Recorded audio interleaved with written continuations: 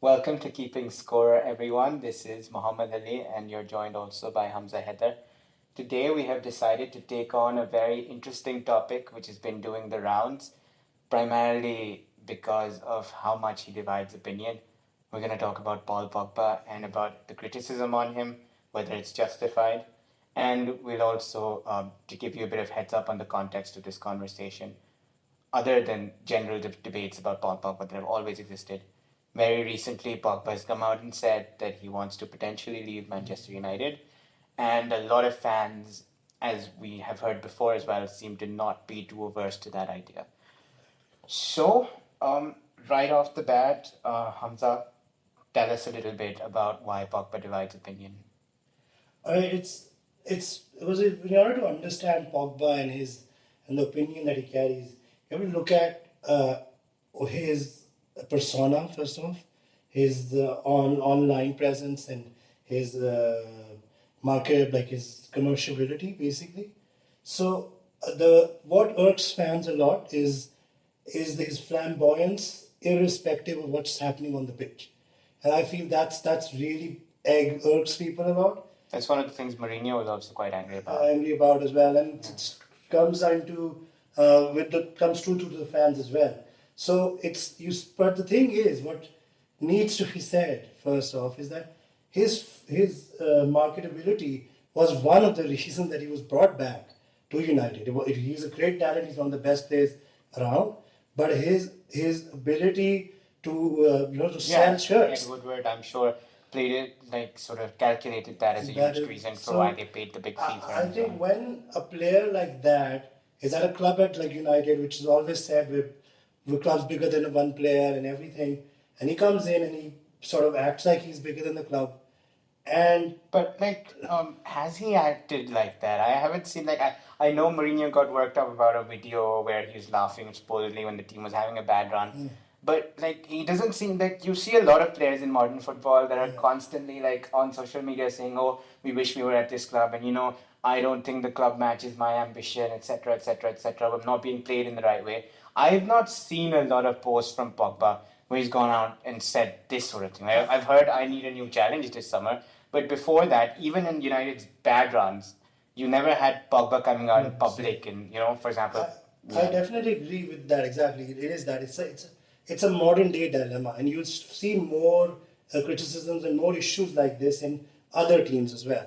I think Cardi may be another example in Inter Milan. He has bigger issues, but still, if there's a flamboyance that comes onto social media and that's it's leaked out to the world, and that causes problems. But that's a requirement for modern day footballers. I understand that, and I can see how maybe putting up Insta posts at the wrong time could rub fans off the wrong way. And naturally, then they look at your performances on the pitch that much more harshly as well. Exactly. But I would still say that a lot of the reason why a United fan is really not happy with Paul Pogba relates to what he does on the pitch. Can you comment a little bit about his performances? Do you think it's merited based on how he plays? All right. First off, straight up honesty, I'm a huge fan of Paul Pogba.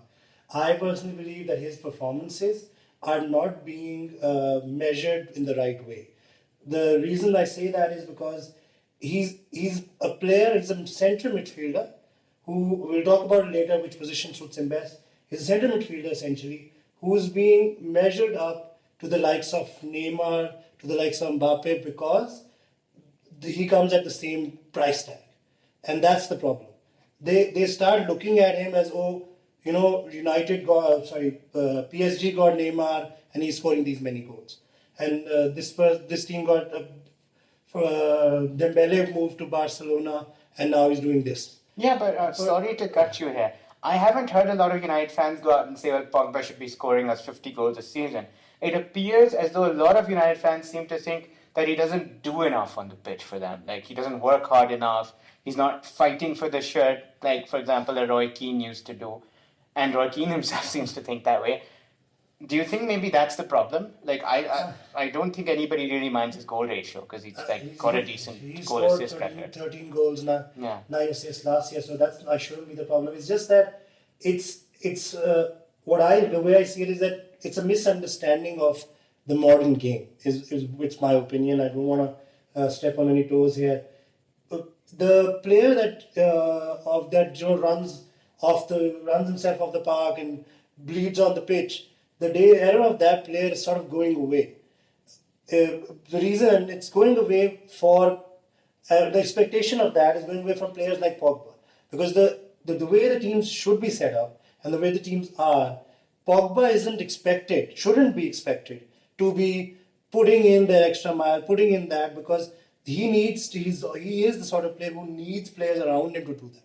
He excels in a certain position. So you're saying that for players like Pogba, the expectation is not to defend to that extent, as opposed to saying that like kind of player is totally defunct now.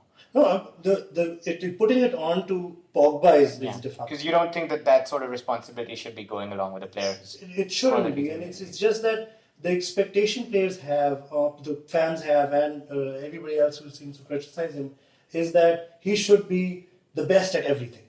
He should be the best. But like if he and let's say even if he is, and there's no doubt about this, the most prolific attacking player that United have got in terms of creation of chances and scoring goals and assisting, etc., etc.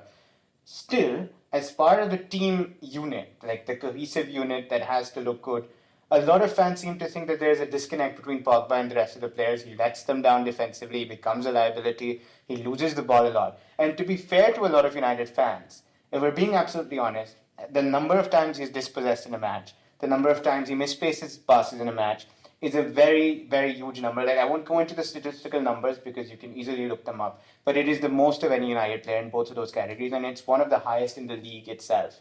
So if you put that context in there, don't you think a lot of United fans have it right in terms of like him being a frustrating player? He's frustrating. And a liability as well at times. A liability is putting it a little too far. He is frustrating in that sense because of the fact that we've, as fans, started looking at him in that role. For example, if you look at Chelsea, for example, with Kante misses a chance, even under the Sarri system where he is slightly more advanced, and he misses a chance, you sort of moan at it, but you don't sort of criticize Kante for it. Yeah, but he's winning you the ball and he's running back and forth all the freaking match, and like you can feel his impact on the pitch, and it doesn't wane for even a minute. Exactly. So that is what Kante is good at.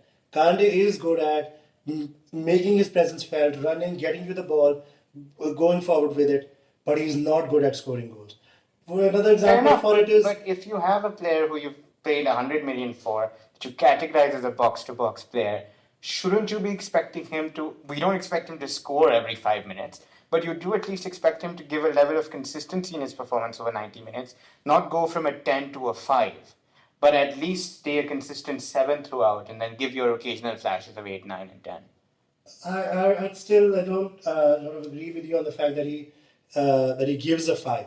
It's just that I feel that the responsibilities that he's been put under, the defensive responsibilities he's been put under, are not part of his skill set. That's why it makes that those responsibilities make him look like he's a 5 at times, and he's a 10 at times, and he's a hot and cold. I feel that if you take a player like him, and if you look at United's formation, the way they're set up, he's always, in my book, always played better, even at Juventus when he was there. He's always played better when he's had players who have the defensive responsibilities around him. Yeah. I thought that was going to happen when they had Matic and Herrera behind him, but it still seemed under Mourinho that wasn't the case. And when Solskjaer came in, we saw elements of that. We saw glimpses of him being allowed to go. There was a spell of play around about, I think, 10 or so, 11 or so matches in which United were fantastic, and it was no surprise that Pogba happened to be the man in that situation. He had the best form. Exactly. But, I've been playing devil's advocate this whole time. I personally also feel that a lot of the criticism for Pogba is unjustified. And I think you hit the nail on the head initially about the fact that his social media presence tends to color the way that he's looked at. I think the media coverage on him in terms of the commentators and in terms of the pundits like Keane, like Scholes, like Carragher, they bash him.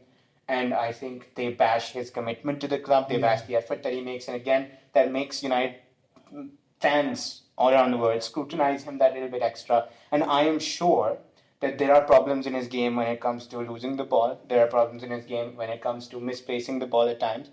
But you have to preface this in context of like the actual stats, right?